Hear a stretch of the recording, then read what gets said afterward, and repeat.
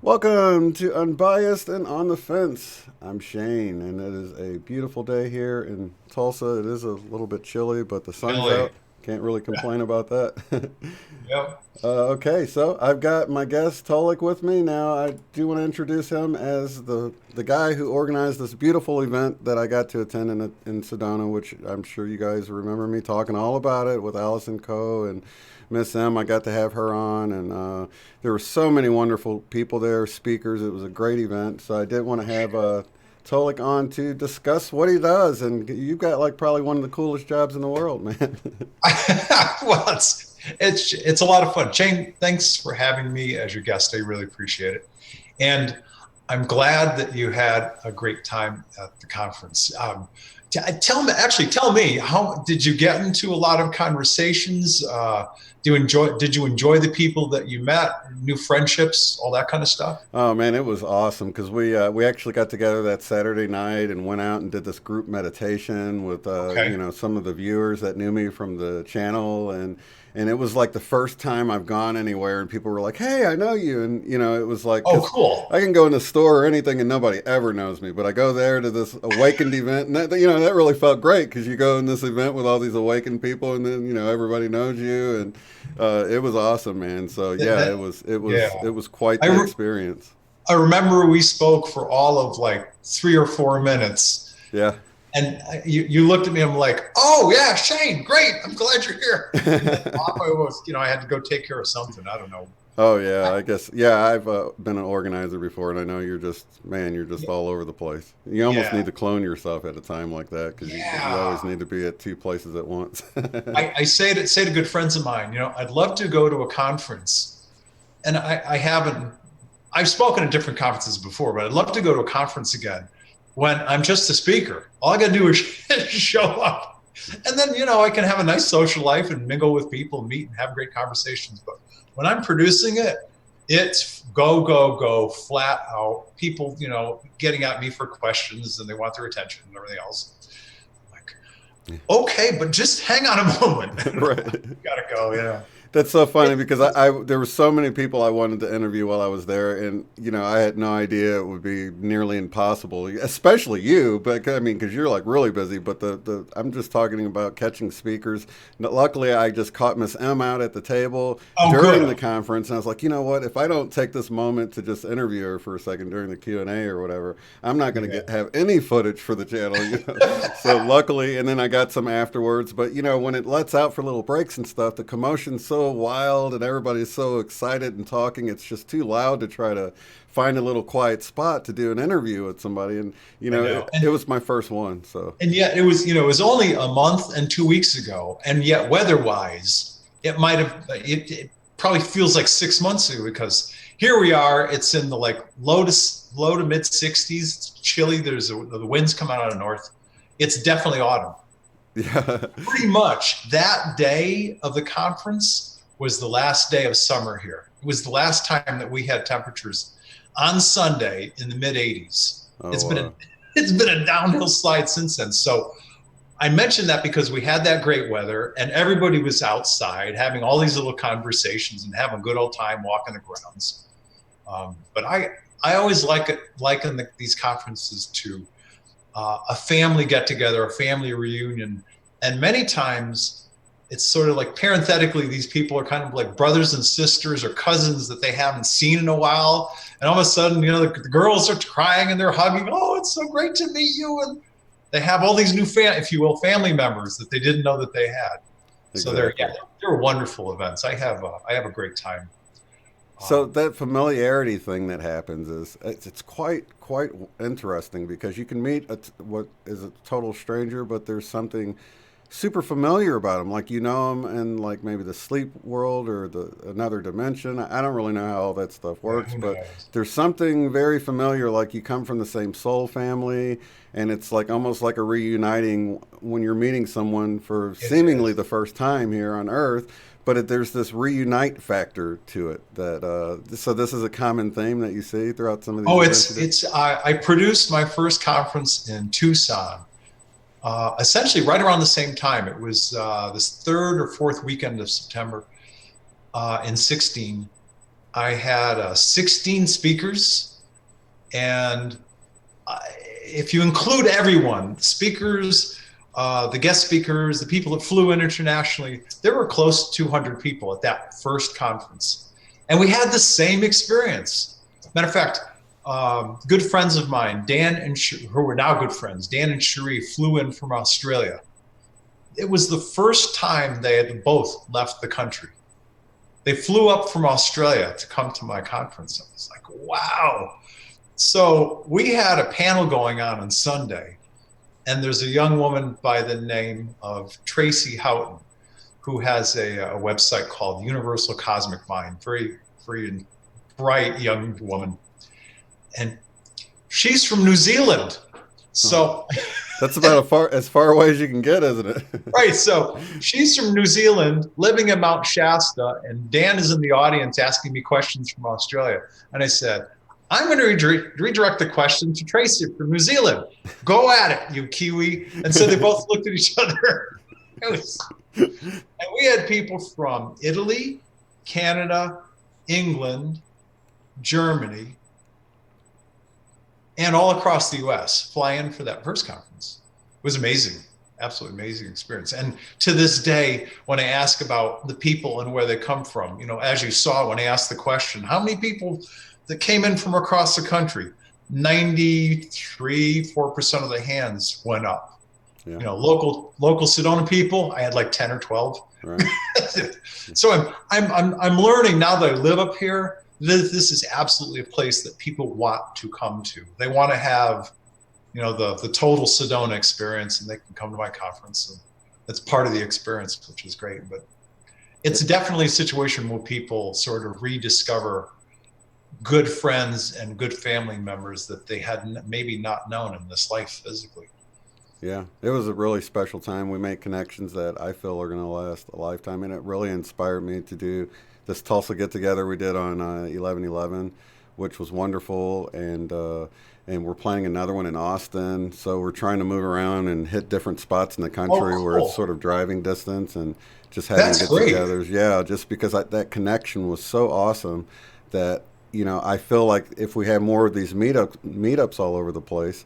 And of course, Sedona is beautiful, and so I would definitely recommend coming out to Sedona. In fact, I want to come out there March 30th because that's my birthday, and I know you've got another event coming up on my birthday, and I'm like, dude, that would be the Cool. most Yeah, awesome yeah. Come birthday out for ever. that one. Yeah, That one's going to be pretty amazing. It'll be different than anything I've done in a while. The first thing I'm doing is I'm taking the whole speaker-centered paradigm and I'm flipping it upside down. I've got 5 out of 7 speakers committed. I'm expect to hear from the other 2 this week so I can start selling tickets for them.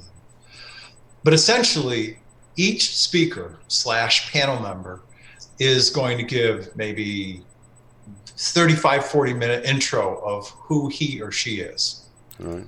We'll break like a lunchtime, and the rest of the day, the next 4.5 hours, it's going to be all interactive dialogue between the panel members and the people in the audience, so that really the whole process is going to be driven by the people in the audience. The conversation will be driven by the people in the audience, because so many times at these events, it's the speaker talks and talks and talks, and it's almost like there's a teacher in a classroom and the teacher is talking the whole time to the students. I don't want to do that for this one. I want to make sure that this is a really interactive dialogue between, if you will, 7 speakers, panel members, and the audience, and that the audience is driving the process. So we'll have enough microphones. I'll make sure that as a panel setting, it's comfortable. The people are at ease. I might even have instead of, that traditional theater seating, I'm thinking of doing the seating sort of like in a half moon circle, almost Native American style. Oh, I like that. Yeah, so that again, it can have more of a sort of a comfortable, relaxed feeling. But Yeah, I I'm did like the excited. Q&A session on Sunday. I thought that was really nice, the way the interaction, because it was nice to just, because people were asking questions that, well, that's a good question, that's something I would have thought of if I thought of it. So I do like that interactive aspect of it. And Yeah, and a lot of times, actually, not necessarily a lot, but many times, one person's question can be unique enough that'll trigger two or three other questions, and you can get a really good dialogue after that. yeah, I had a that's number funny of you people. said that, because you see hands shoot up right when somebody says something. You're Right, like, oh, that triggered a thought. You know what I right, mean? yeah, yeah. And I've had, there have been quite a few people who have said, "Hey, listen, we would really appreciate it if you did a much longer Q&A because there's so many things we'd like to be able to dive into." And after the third or fourth person said that to me, I said, I got to do something about this. So the March 30th event will be that flipping that speaker paradigm on its head and letting the audience members drive 2/3 of the day, which is a good chunk of time. Yeah, And I'll give people a break and bathroom breaks and stuff, but right. it'll be good. That's Yeah, awesome. yeah. JD, a good friend of mine, Jim Delatoso, over the course of many years, will be one of the panel members. He at one time was head of all technology, sort of hardware, software technology for the NASA Applications Technology Development Group. Oh, wow. Very, very bright man. He was one of the lead people involved in early CAD development programs. Has had a lifetime special relationship with Bob Dean, who just passed, and Wendell Stevens, who passed a couple of years ago. Very, very well connected individual. Ann Eller is a woman who's had contact, and she basically has a very similar theme to me, which is let's take all this information and focus on who are you really, and how can the dynamic events of these days wake you up to who you are, so you can be sort of the best version of yourself that you are in this life. Joe Anthony, my partner for this conference, Hmm. amazing multidisciplined astrologer. He's not just an astrologer, but he takes a number of different approaches when he shares with people what's going on in their lives. So, and there are a couple others. I don't want to give out the names yet, but I'm really excited in terms of prospective people who are about to sign. It's going to be a good panel. It's going to it's going to be very, very interesting. So yeah, you're going to come for a good one.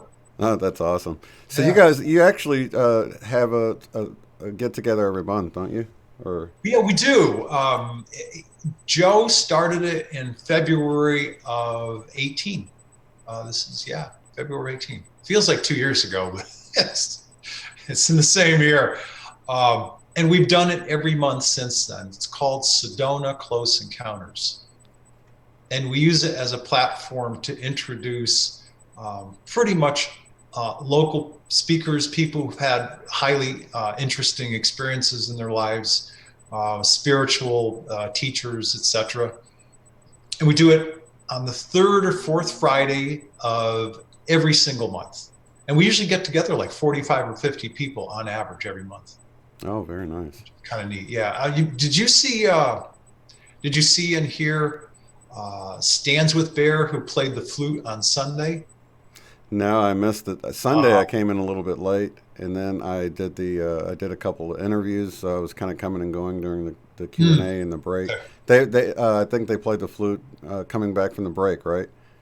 Is that Yes. yeah? Yeah, That, that's I was late coming back from that yeah. break. So somebody said something to me. I'm like, oh, I didn't get to hear. That's a bummer, Yeah, uh he's not only a very disciplined musician, he used to be it never those. He used to be a rock star who's for many, many years. And he's an incredibly talented composer. So this past month of October, he came in. He was our speaker and presenter, and he told his life story about how because he's part native. How he got his name stands with bear. And he also told the story of how easy it is for him to play music. So he told about the specific situation where he went to this recording studio and he met the guy who was managing the studio. And he said, oh, okay, I'm going to record this one piece and just give me a few minutes to go organize. So he got organized. He's got his computer loop machine, and he's got a rattle and a shaker and 3 or 4 flutes. And so he records a track, saves it, records another track, saves it. He recorded 7 or 8 tracks right in front of us and composed and played a whole new song within 10 minutes. Oh wow, I've seen people do that. That's awesome. Yeah, Yeah, that's he awesome did to the watch. same thing in the studio with this guy, and this guy who's managing the studio goes, he said, you guys, you have just blown the whole recording industry paradigm upside down. Because most of these people, they have to go somewhere, they got to record a track. And so that they take like days on end to record all these different tracks. They come in with their tracks and either play their flute or they sing whatever. He said, you just did the whole thing in like 7 minutes. Right. And everybody got to enjoy him creating it right there in front of them. Yes, and he did that for us all of 3 weeks ago, and it was pretty amazing. Wow. Yeah, that's amazing. That is cool stuff. He's a good speaker, but he's a far more gifted and eloquent musician. He's a beautiful, beautiful musician on the Native American flute. Really, a real gift for it. That's awesome. Now I heard you talk about one of your distinctions between like contactees, because I love the whole UFO topic and all of that, and contactees and experiencers. You want to go in a little bit about how that distinction comes up? Yeah. My understanding is the distinction is that somebody who has contact is somebody who's had contact, concentrated contact at some moment in their life. And it's this one event, and it creates an explosion of awakening for them. And then they just sort of continue to awaken and evolve and awaken and evolve. But that their contact happens at that moment in their life, maybe once or twice at that moment. Experiences are people who've had that contact, and other continual, if you will, learnings, whether they're out of body experiences, whether they're physical contacts, but I'm definitely in that experiencer category because I still get communication. Sometimes it's loud and clear, and we're like, pay attention, Mm-hmm. and sometimes it's more subtle.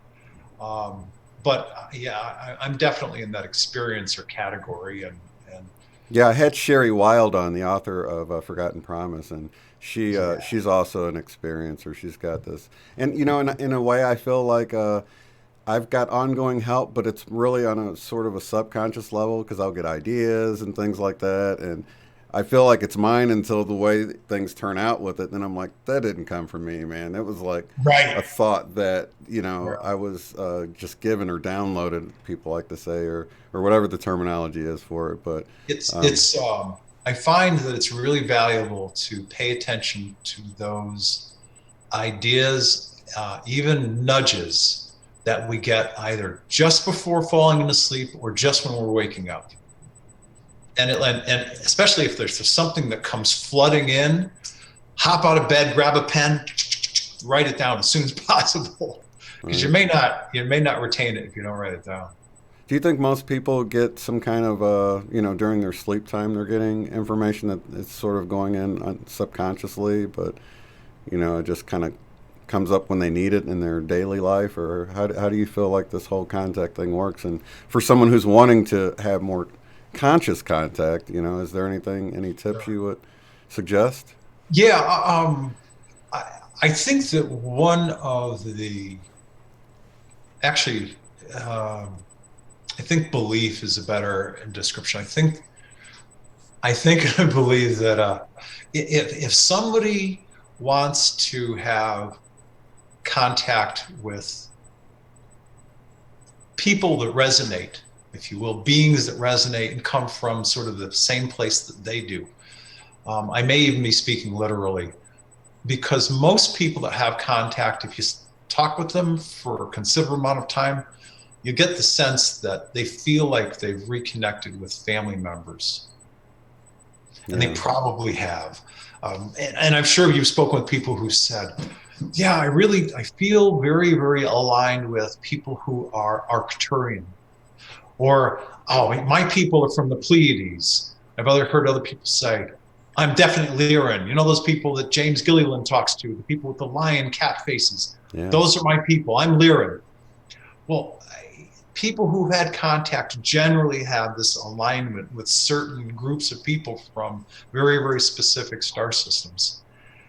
And I guess to rewind, I think that one of the best ways for anybody to prepare him or herself for contact is to do the necessary personal work. Mm-hmm. To, you know, I can't speak for everybody, of course, but a lot of us come through our childhood and our teenage years with, you know, broken hopes and broken dreams and crushed, you know, our little egos are so fragile at those stages, and relationships that have gone bad, etc. You know, do the work necessary to heal from all of that stuff so that we can each live adult lives that have a sense of internal meaning and purpose. You know, that we get up in the morning and go, I know who I am. I know what makes me tick. I know what I get excited about. I know what I love to dive into. You know, the more time most of us spend following those passions and dreams and doing work that's at least enjoyable and interesting to us, the easier life will flow. And the easier that life flows, and the far more that all of the emotional blocks that could have gotten your way have been gotten rid of, you're then emotionally, and if you will, to a greater degree, spiritually ready to have benevolent beings contact you. And generally, the ubiquitous you, they're from your star system. You know, your people from Lyra, or your people from the Pleiades constellation, whichever planet and star system. People, there are beings that not so many, but we've had people say, yeah, I'm from Orion. Everybody goes, ooh, you know, right? And, you know, I mean, there are all sorts, we hear of all sorts of people who come from different places, but you're most likely going to get contacted by people who are from your original home star system. And when I say that, I mean, wherever that fractal of your soul first experienced life, those are the folks that come knocking on your door to say, hi, you're ready to hear from us. Right. Yeah, I had Galactic historian Debbie Solaris look into my Akashic records, and I started on Vega. And Debbie's a great lady. Yeah, and I had some time on Sirius. I did have some time on, I think she said, the center star belt of Orion, but I didn't really dig the reptilians, or they were just really conning and deceptive, and so that's where a lot of my distrust that I have in this world comes from, dealing with them. And so it's like, and it all made sense. You know, I've always sort of been a disseminator of information, whether it was working on technologies and stuff like that. And we found out that me and her actually had a previous life as trainers in Lemuria. So that, it was really cool that it was a reuniting once again, like we were talking earlier on. It was for me and her. We both had that thing where we were like, I know her, and she felt comfortable with me. We're both kind of introverts, but we really, connected with one another right away and weren't worried about, talking and having a conversation. It was a great show, and I have this thing, and even having it with you, and when I met you there and stuff, just that familiarity. I know we're all like on this mission together in a way, so it's really cool, man. I can't wait to get a peek behind the curtain for real. You know what I mean? Because I think we're all just going to have a laugh when we see how this plays out. Yeah. Matter of fact, last year, the 2017 conference, I had a whole bunch of people from Colorado that came over. Don Daniels from Galactic Citizen. He was with us. Sierra Neblina came over. There are a few folks. And then I went and spoke. I've spoken in Colorado for the past, I think, 3 summers. And those people are equally as awake and aware as a lot of the people here in the West. You know, and that's generally those states west of the Rockies. You know, not so much Texas, but you know, the New Mexico's, Colorado's, Arizona's, California, Washington, Oregon.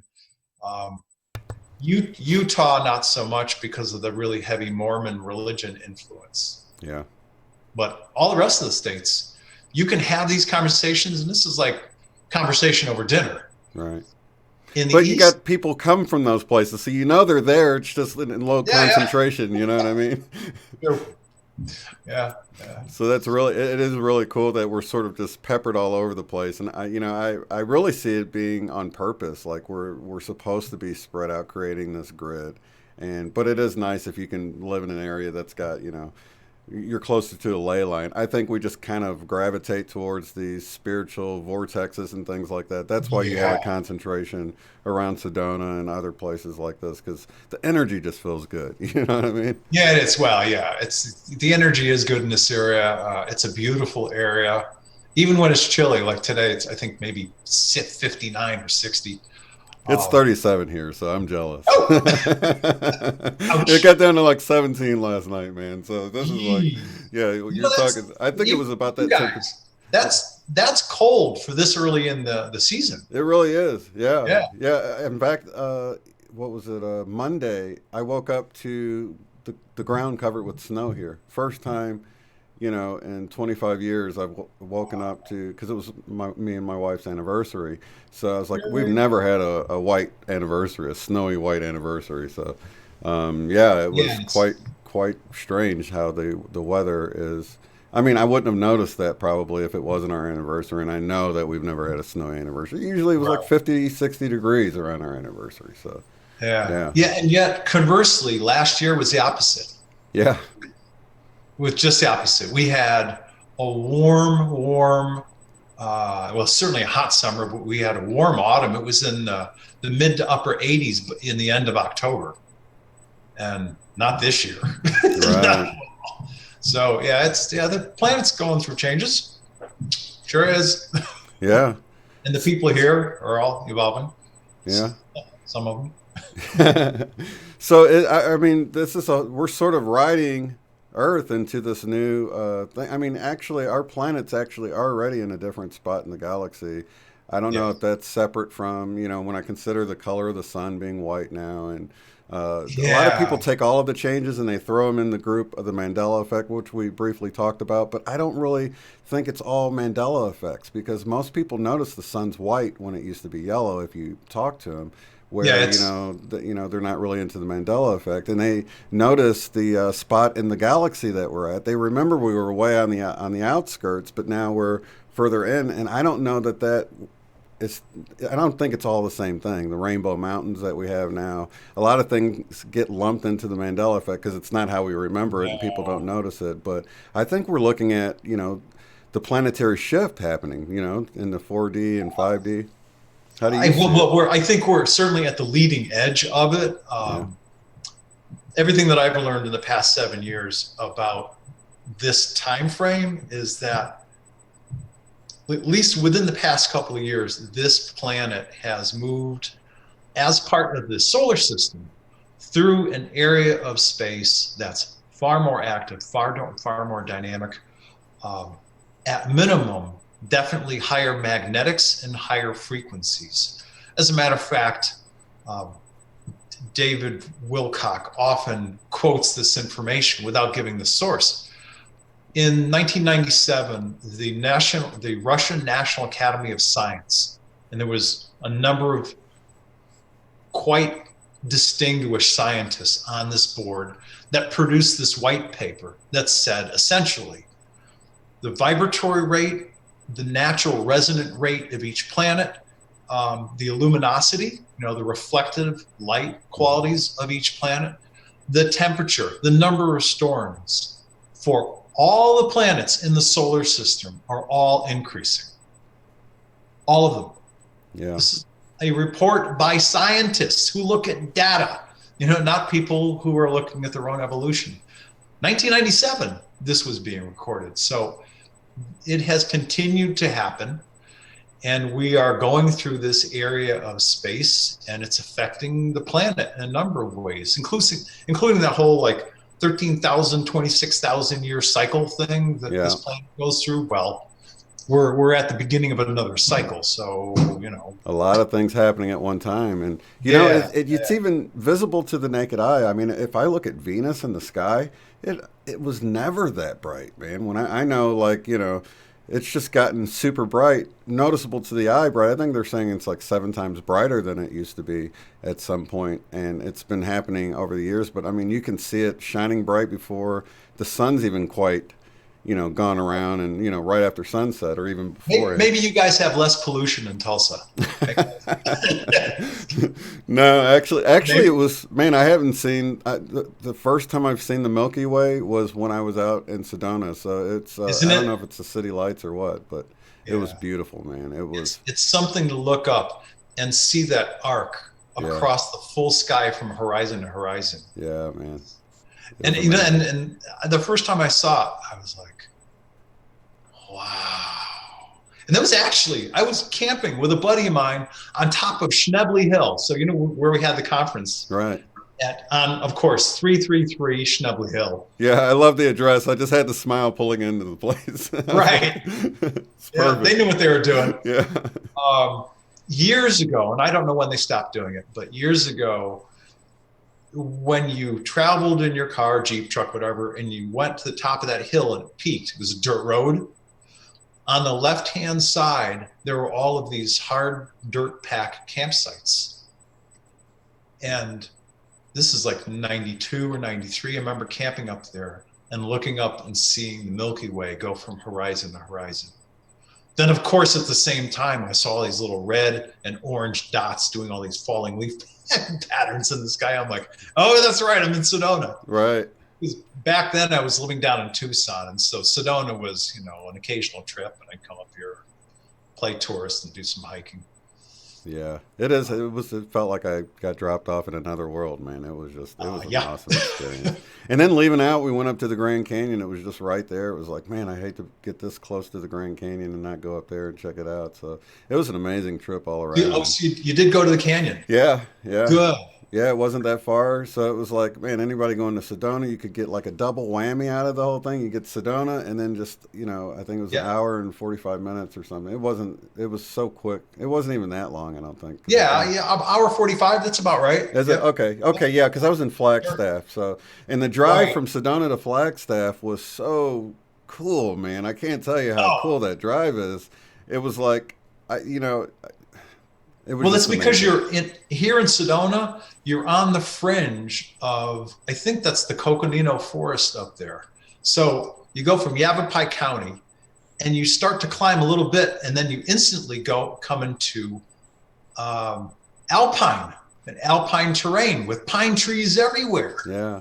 Yeah, it's stunning. It's really beautiful. I was coming back from Colorado at the end of August, early September. So I'm coming down 89, coming back into the area of Flag. There are wildflowers on both sides of the streets everywhere, pink, orange, yellow, blue, but predominantly yellow and orange, both sides of the street. And I'm like, I am so blessed to live here, to see this kind of almost ethereal beauty. Yeah, it was just incredible. So it's I live here by choice. It's great. Definitely. Yeah, I told my wife, I'm like, when I go on my birthday, you've got to come with me this time. I cannot believe you didn't get to see all this, because it was so awesome. It was like an experience like no other. So she'll be with me. She'll get to experience everything of Sedona and the event and everything. So we're really looking forward to it, and good. It's an awesome. There's a woman that I met in preparation for my concert 2 weekends ago by the name of Jill Galea. And Jill is an owner-operator of something called the Sedona New Day Spa. Beautiful environment. Each of the spa treatment rooms where massage and other things are professionally done are named after different native words. Like one is Yavapai, another one's Anasazi, another one is Taos, and they have different names for the different Taos pueblos, all inside this spa. So you get to the spa, and there are like little bamboo trees, and there's shades and awnings and ethereal music playing all through there. Take your wife there, you'll be a hero for at least 2 or 3 months. At least. We've already been talking about moving there just from her seeing the video and everything. I'm like, wouldn't that be cool Cool. to live there or whatever? So maybe sometime in the future, if it works out that way, we might actually move out there, because it was really cool, man. Yeah, it's a great experience. People definitely define and live their own lives here. And there, if you're willing to take life head on, you can do it. Because everybody needs help in one way or another, whether it's building a house or cutting your hair or mowing lawns, because there are actually lawns here. But there may not be big industry. There's not big banks. There's not big insurance companies. But there are banks. There are businesses. There are stores. There are galleries. There's a lot of stuff going on. And many times, what I've discovered here is that people will bring together 2 or 3 aspects of what they do well. And so, if you will, they don't have a whole pie that's a life. They have a pie that's 3 or 4 different complementary slices, and they bring those slices together and they build a life that way. And it's rewarding. It really is rewarding. Yeah, I couldn't believe how busy it was. I guess that was probably on the tail end of vacation season when I was there, though, wasn't it? Yeah, oh yeah. Oh, okay, because it was like, you come into this place and it seems like the best kept secret, and then during the day I'm like, I can't believe there's traffic at noon and stuff. It seems like, but everybody knows, I guess. The months of September and October are like the months for tourists that come up, because the ones that live down in the greater Phoenix area and the Valley of the Scorching Sun, they've had it with summer. And so we've also got vineyards up here. So every single weekend there are van loads full of people, husbands and wives, boyfriends, girlfriends, that come and they walk through the vineyards and they sit in the mesquite and aspen groves and relax and sip wine. So Sedona is not only a new age spiritual community, but it's a fine art community, it's a wine community, it's a music community. There's always a lot going on. But as an example, March, April, May, huge months. September, October, huge months. So you happen to be here when it was kind of crazy. I mean, you can deal with it. Thank goodness a lot of people take the tour guide, so it sort of condenses people into those little Humvees that travel around. Oh, yeah. Take people on tours, different places or whatever. In fact, I made a joke about, I'm like, well, I probably won't take one of the tours, but I'll probably just follow them or whatever, and it's so funny because I got footage behind one of them, and I really wasn't following them. It just worked out that way. But it looked like, I was really following them around or whatever. But yeah, it's such a great place. And the first speaker, I'm trying to remember his name, the guy with all the cool UFO pictures. Doesn't he actually take people on tours? Tom Dongo. Tom Dongo from the great state of Maine. Right. Sorry, it was all the people were new to me, at the time, except for Allison Coe. So it's just hard for me to remember their names. Man, he had some incredible images, man. It was just mind blowing. But he mentioned something about doing tours around there and custom tours for people and stuff, right?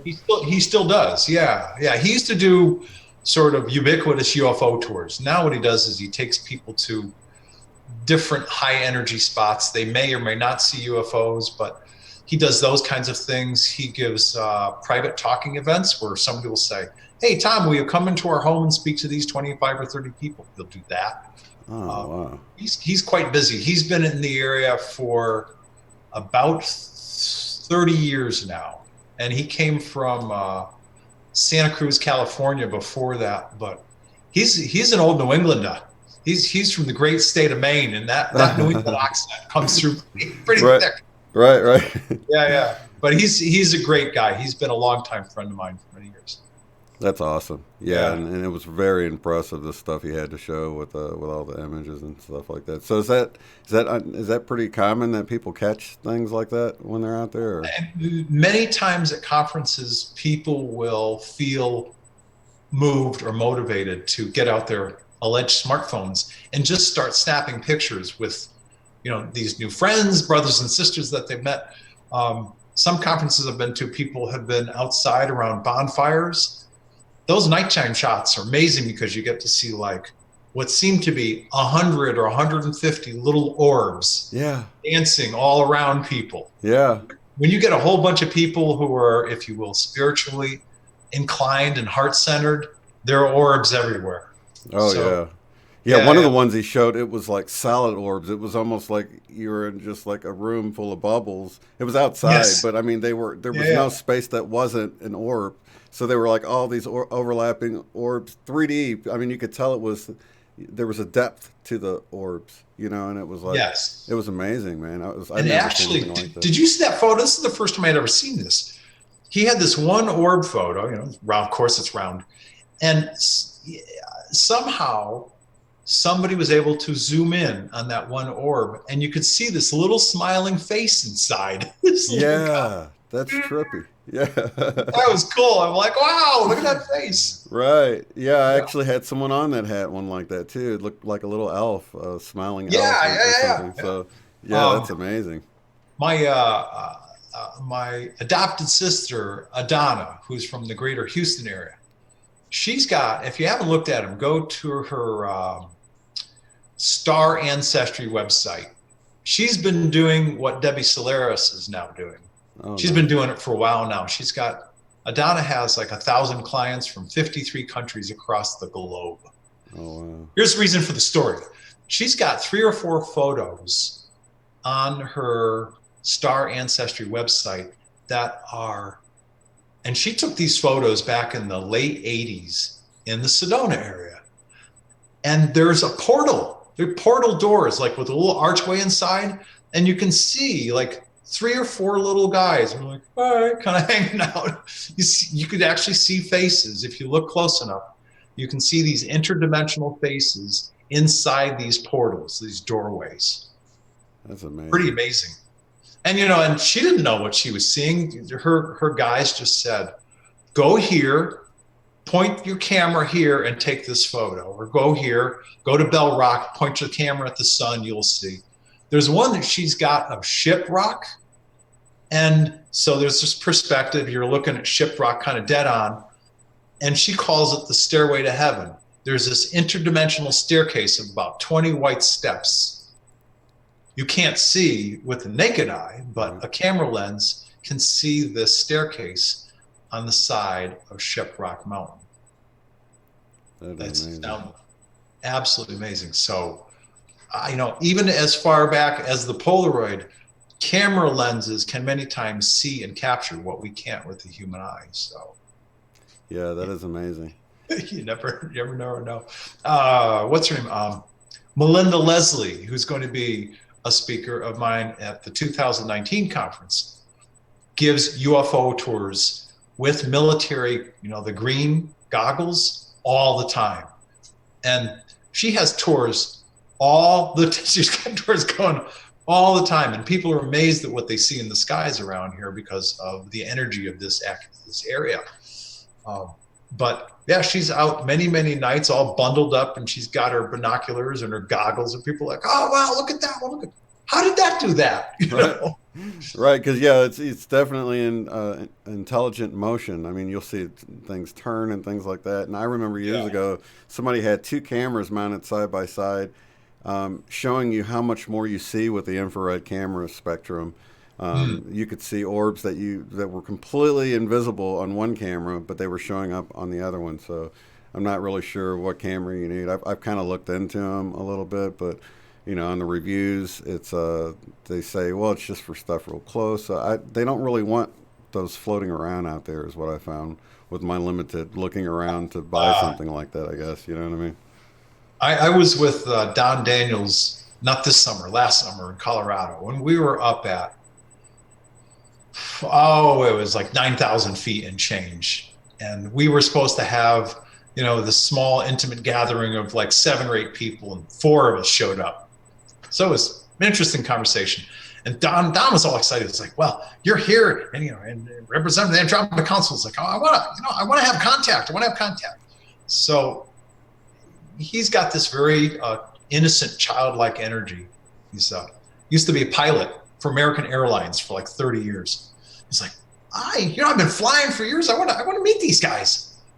So after about an hour and a half to 2 hours of this, I'm like, Don, just point your camera over here, will you?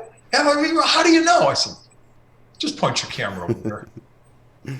So he did. And he looks down and he goes, oh my God. And there's this orb that's like, I'm guesstimating about 8 to 9 feet in diameter, filling most of the camera. Wow. And there are a couple of little guys. There's like 2 off to one side and 1 off to the right. And I asked who those guys were, and they told me that the big orb was basically an Arcturian diplomat. And he basically travels the cosmos and goes to different planets. And he was on assignment here on Earth at that moment. And he said, and again, I'm approximating what I'm about to say. He said, oh yeah, these 3 guys, the 2 over here, he said, they always tag along. He said, I don't know why they like hanging out with me, but they do. So it's this big, like 8 to 9 foot orb, and like a double one over here and another little one over here. And they were hanging out watching us, watching them. So it's got to be fun for them too, probably. I'm like, hey, Don, told you, just follow your intuition and point, click and shoot.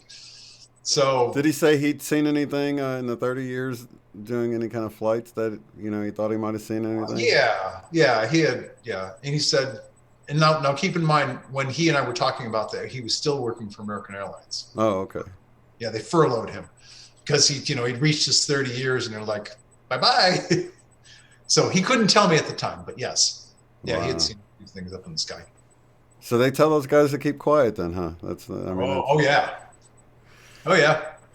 Wow. Just, suppression of information, not even outside. Because we know in the military, of course, military pilots right. Keep your trap shut, you know what I mean? But yep, you would think in commercial, they, but I guess they just brief all of them, huh? If they're liable to see something, they need to keep their mouth shut about it, huh? Yeah. That's wild. Yeah, I can't tell you how many times that Bob Dean and Wendell Stevens said, back when we were doing this, but they're both like, we're retired now, our pensions are long gone. And Bob's famous words were, the American public has not only a right to know, they have a need to know the truth of what's going on. Know the fact that all of us on this tiny, beautiful little blue globe and in the corner of the universe, we're not alone here. We're like this really small speck, a very, very small representation of the vastness of life throughout the universe. And I'm paraphrasing, but that's essentially what he said many, many times when he spoke. Very, very gentle soul. I'll miss him. He was just an incredibly good friend. Yeah, it's a great topic though, and you've got to really meet with a lot of people who have this firsthand knowledge of this stuff. So that's really awesome to have you here sharing some of this. I was blessed because, and honestly, I don't remember exactly how it happened. I remember the process that I took to get there, and that process was throughout the 80s. I was on a plane traveling and living in a variety of different parts of the country. Now, I grew up in New England when, so you got Connecticut, Maine, Massachusetts, New York, Vermont, New Hampshire, and generally 4 days out of 7, it's gray and cloudy. And you've got May, June, July, August, half September. That's it, And the bad weather, the cold rolls against them. I'm like, after seeing the country for the 80s and flying and living different cities, I literally sat down with a paper version of the U.S. map, and I went, been there, traveled here, vacationed there. I crossed it all off except for Arizona and Colorado. Now, keep in mind, this is before I did any waking up, any contact, well, any conscious knowledge of any contact experience. Wow. And I went Colorado and Arizona, because I remember being a kid in 1969 and standing at the Four Corners and looking around and seeing the vastness of this blue sky and going, oh my God, I gotta come back here, right? Yeah. So I had this moment. It's the end of the 80s and it's 1990, and I had this paper map of the US, and I'm like, not here, not here, not here. And I circled Colorado and Arizona. I set up a number of meetings, interviews, if you will. The Colorado thing never happened. I traveled there, had a couple interviews, nothing came out of that. I lined up 15 meetings in the state of Arizona. I actually was able to attend 14 of them. One person canceled. Out of those 14 meetings, I received 3 offers. 2 offers came out of Phoenix. 1 offer came out of Tucson, and I chose Tucson because it's a higher elevation. It seemed to be a more manageable community. I mean, it's a city, but it's a university town, small city. Mountains on all 4 sides, more beautiful vegetation. And to me, Phoenix was just like a big LA in the desert, just a big, monstrous asphalt city with big glass buildings. And I'm like, Right. I'm not doing this. I refused. Even that, I didn't know much about it. Just it was a big, monstrous city. So I took the offer in Tucson, and I lived in Tucson for 21 plus years. And that's where all of the major things in my life happened. And my life went, everything changed because of those Tucson experiences and meeting the people that I met. Well, I know you've probably had to tell the story a billion times now of sort of how this all started evolving. But if you can at least sort of touch on it a little bit, so our viewers can know the process of, because that had to be like this new chapter in your life that was just right. I mean, or a new book even compared to it just seems like just a whole nother segment of your life where things just really flipped on their head, right? Yeah, and we're both older dogs, so we can reflect on our earlier days.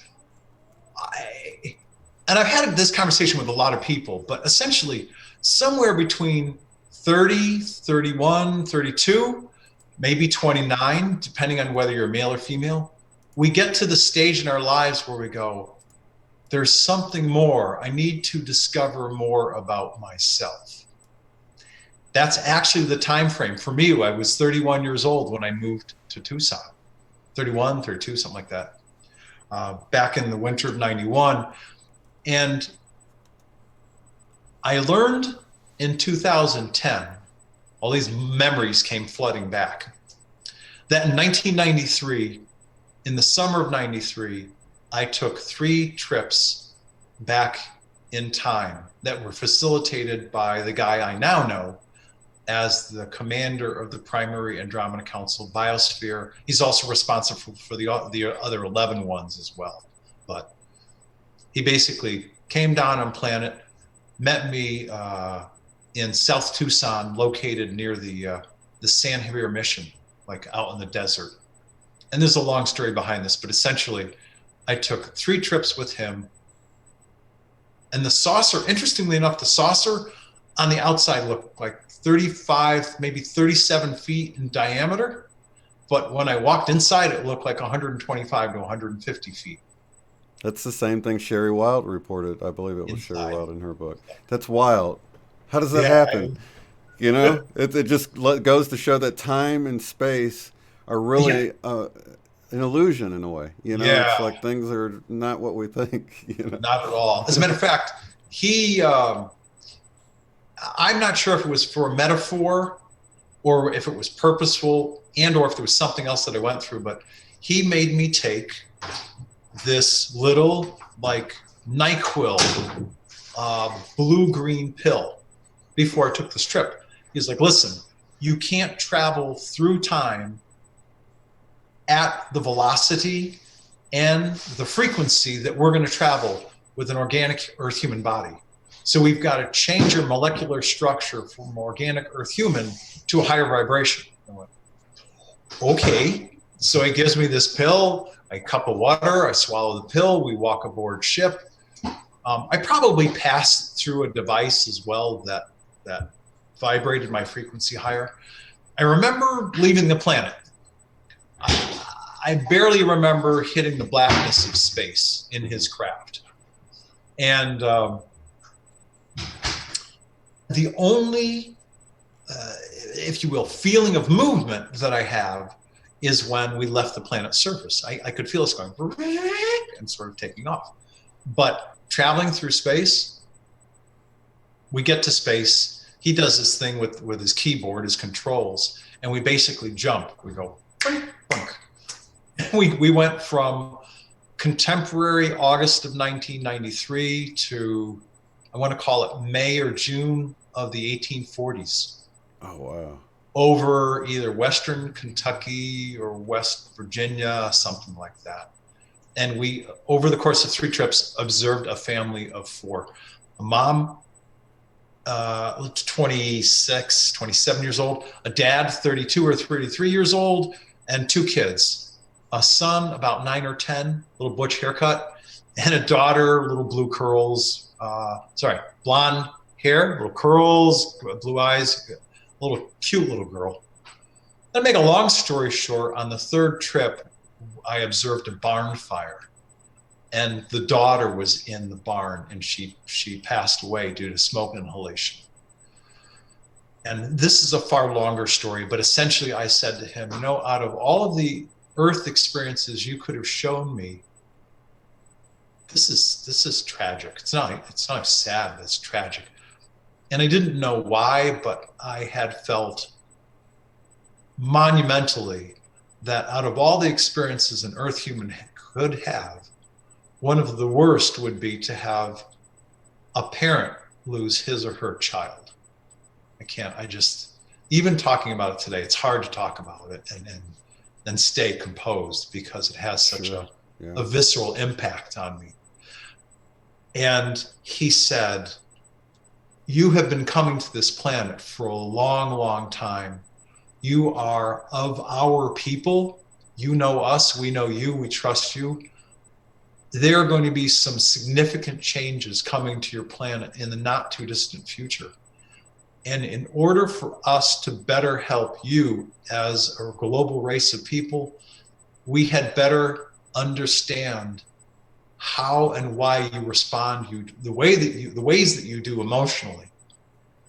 I said, okay, that's valid, but why are we any different than you, was my question.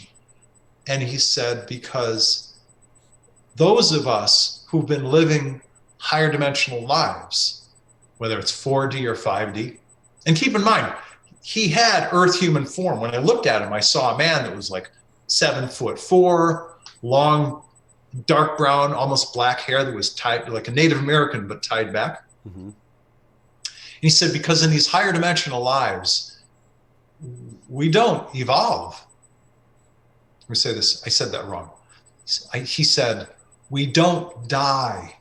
We don't have organic bodies that die. We just simply choose to evolve. He said, right now, at that time, he was like at the high end of 4D. He said, in the near future, what you call future, I'll choose to become a 5D person. And when we do that, we don't die. We just make the choice to evolve. And it's just like walking from one room to the next, or walking from another room to the next.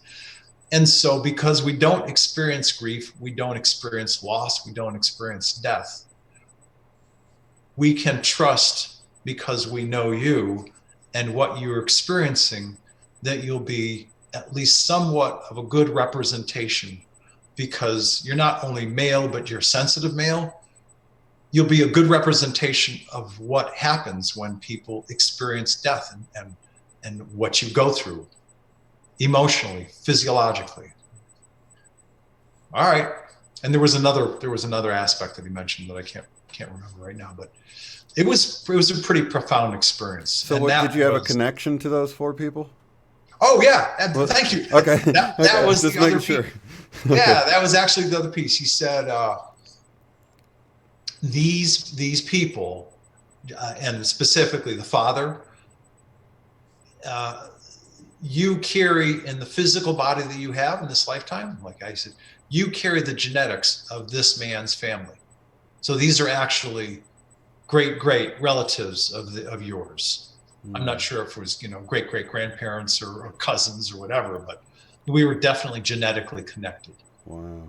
Yeah. So yes, that was the third aspect, which he happened to name first. But I tend to remember the stuff that's more important. And Right. it was the aspect of, as higher dimensional people, they really want to have a grasp on who are we and how we tick and how we act when we experience things that have a profound impact on us. And that was the beginning of a lot of contact experience all throughout the 90s. That's wonderful. Yeah. So, how do you see things as we wrap it up here? How do you see things playing out here in the near future? Do you, what kind of information do you get as far as, just work on ourselves and really let the other? Because I know there's been a move to like remove the, I guess, the negative sort of service to self entities out of the way. That, you know, Yeah. do you have anything you want to touch on with that, or? Yeah, I do actually. And we talked about this a little bit, but I think more than anything else, at least at this moment in my life, I believe it's probably a worthwhile effort for anyone to take the time and invest the energy that he or she has to do the work necessary to heal from whatever childhood and teenage traumas that they've experienced emotionally. When you heal from those things, that also removes energetic blocks in this human, bioelectric organic body, because we produce electrical impulses. Mm-hmm. And so everything that I've come to learn indicates that negative charged energy from painful experiences can create blocks and cause illness in the human body. And many people start to look at all the physical stuff first. Well, I got this wrong. I got to fix this. I got to fix. It's the other way around. If you address those emotionally painful experiences and clear them out, I believe that each one of us can have a pretty amazing journey experiencing whatever is next and next and next in life as you come to learn who you really are as a unique individual with a unique set of a combination of passions and gifts and skills and things that you really enjoy doing better than other people, because there are no two Shanes exactly alike. Even if there's another Shane Robinson, he's going to be packaged differently than you are. All right. I went on the web one time. I'm like, okay, Chris, holy crow, there's like 47 of my name. My nerd. But of course, fortunately, there's only one me, and I bring a unique package, gift, a set of gifts and skills that I'm putting to work. Hopefully, to the best of my ability, and that's all we can do. I think. Yeah. Is bring forth the best of us at any moment in time, and simultaneously be kind to others. Those, like, I know I said this before, but those small acts of kindness go so far. They really, really do. Yeah, they really do. And it's just the opposite too, if somebody's like having a bad day, and not to take that energy and pass it on to someone else, because a lot of times we do that as well, and it's the opposite of what we should be doing. It's the opposite of this small act of kindness. You get agitated, someone that cut you off, and then all of a sudden you're sort of quick with the tenon at the or the horn. Yeah. Right. Yeah. And likewise, because I'm not married right now. You are. And so you'll have a visceral sense for this. I've been taught, and I've actually integrated into the totality of who I am, that when I'm in relationship with a woman, or even in a conversation with any guy, if things get to the point where I'm heated and I'm angry, I will shut up, and I will close my mouth purposely so that I don't, in the energy of the moment, release anger at somebody else. I don't feel it's appropriate to release anger at somebody else. Now, I'm not saying it's not appropriate to feel anger and release it. It is appropriate to feel anger and release it whenever we feel it, or even agitation, but preferably don't direct it specifically at the other person. Yeah, definitely. And that way you can respect that that person has a heart and a soul and whatever sensitivity that they have.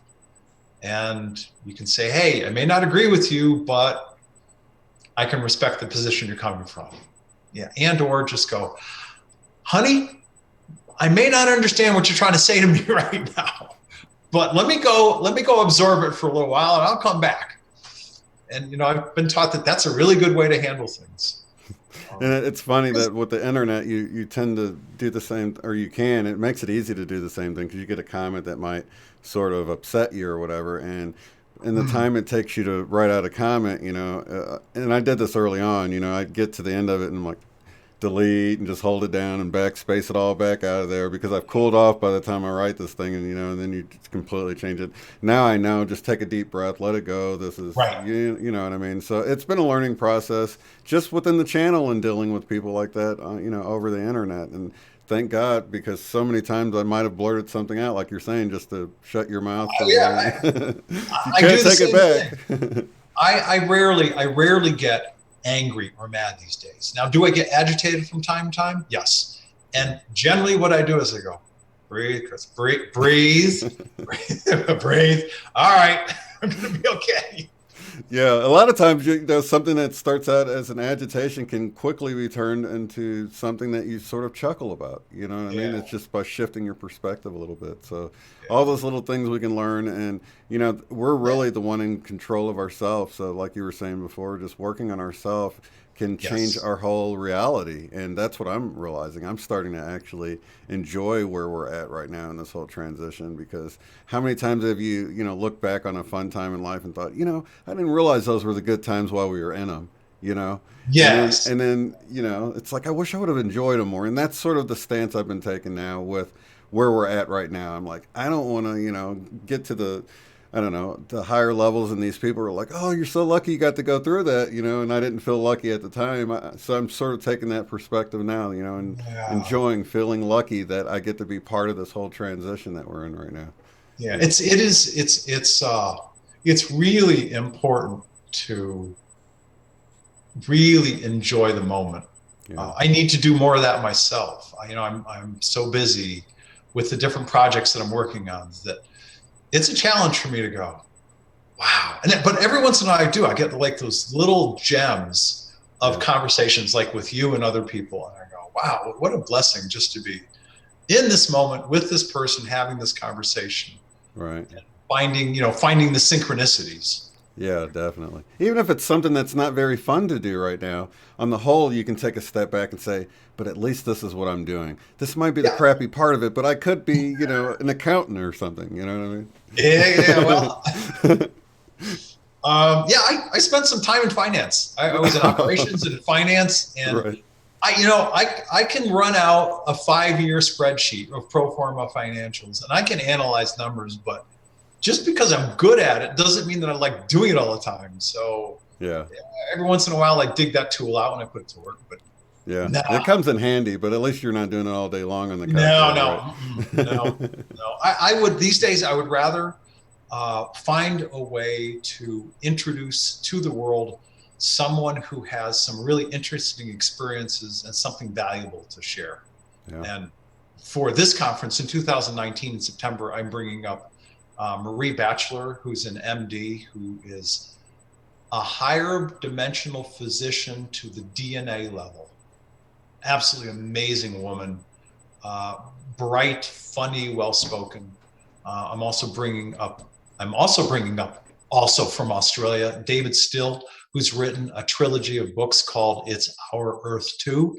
And David's sort of like the male version of Mary Rodwell. David has been writing these books about all of these new indigo gifted crystal starseed children and all the gifts that they have. And he's done an amazing job at it. He's got people from around the world contacting him. And they were both speakers for my Australia conferences last year. And I'm bringing them to Sedona this year. So we're going to have some fun. It's going to be. It sounds like it. It sounds like we've really got similar jobs. You know what I mean? You just got a really awesome setting to do yours in. So yeah. And you know what? To their credit, the Sedona Creative Life Center is a beautiful, beautiful venue. It really is. I wish that it could hold more people. That great room that you were in, if all the people were standing, it would probably hold 200, 210 people max. But you saw that room. We had people plastered against the right wall, the left wall, the back wall, and we had like 157 people, and that room was full. Yeah, it was nice. And I can't really ask for a better place other than, like you said, maybe more room. But it was cozy. Nobody really minded sitting next to each other. So no, it was good. Yeah, it was good. So I know I invite you to come back for September of next year and March 30th for first open contact. That panel discussion is going to be fascinating. Oh yeah, I'm really looking forward to it, man. Yeah, look for in the next couple of days. I think we'll have our final 2 speakers, and it's going to make all the difference in the world. I mean, I've got the first 5, but the last 2 will just, I guess, make it a really impactful panel, because when you bring together a group of people that are bright, intelligent, well-spoken, have done the work over the course of years, they're in this field because they want to be here, they enjoy it, you're going to get some pretty interesting dynamics between them and the audience. Oh, definitely. Yeah. So what's the best way for people to get a hold of you? I do have your web address for your Andromeda Council website, but also your YouTube channel. Don't you have one for the events as well? It seems like I went to another site that had your event information. Yes, everything. I'm pretty much driving everything through my Transformational Shift events website these days. Matter of fact, I even just renamed the YouTube channel to Transformational Shift Events. So if you want to see the interviews I've been in, that I've conducted, the roundtables, etc., look for Transformational Shift Events on YouTube and transformationalshiftevents.com on the web. And you'll get to see the conferences and the special events I'm producing. That's awesome. Let me type it in here. Sure. And I know that they're conscious choices that I've made to do this stuff, but it's been a fun evolution. This part of my life has been a lot of fun. I could have never predicted that I'd be doing this. If you asked me 10 or 15 years ago, would I be doing this today? I'd be like, what do you smoke? What are you talking about? Right. I work in finance. I'm a chief operating officer of an asset management firm. Right. Not me. Yeah, that's so funny, because I would have never thought I'd be where I am today too, man. So, but I'm happy. I'm cool with it. So, well, when just out of curiosity, what did you do before this moment in time? When you had your prior life. Yeah, I was a painter for many years. I was a machine operator for many years. Right before I did this, I was creating decals at the flea market on the weekends. It was sort of, my own business of just, because I'm a graphic designer and things like that as well. On the computer, do graphic arts and animation and all that stuff. So that was sort of a machine to be able to try to make some money with it on the weekends at the flea markets. And it was a lot of fun, but, not as fun as this. So this kind of stuff, you get to meet some really interesting people from around the world, which is always a good thing. Oh, definitely, man. Well, it was a pleasure having you on, man. You're welcome back at any time. If you got any events coming up and you want to come on or just let me know and I'll get the word out about it. Just do that, and I'll be happy to do it. Well, this one coming up on March 30th, which is first open contact, which means how will first open contact impact the people in the developed societies of this planet? the US's, Canada's, France's, England's, Germany's of the world, all of these well-developed countries. And I make that specific distinction because typically the natives, the indigenous people, they know they have star ancestors. Right. They're gonna be like, oh yeah, our cousins are back. Not a big deal. Come on down. But, right. It's all of the rest of the media, pharmaceutical, healthcare, government, education, industry controlled nations. All of those folks, when the reality that we're not alone hits, that there's other sentient, intelligent life across the universe, how is it going to impact us? How are our lives going to change? What are we going to do differently? I mean, the ramifications of that moment in time, it may be a leading edge question, but I think it's really, I think this is a good time to start that discussion. Yeah. Really. So that's going to happen on March 30th, and it'll be a one-day transformational shift event. Like I said, where I'm taking the speaker-centric focus and I'm flipping it on its head. So 2/3 of the day will be the audience having interaction with the speakers, completely back and forth dialogue. So I think we're going to sell out. It's going to be nuts. That's awesome. Yeah, I just realized, okay, it's I put an S on the end. It's actually transformationalevent.com.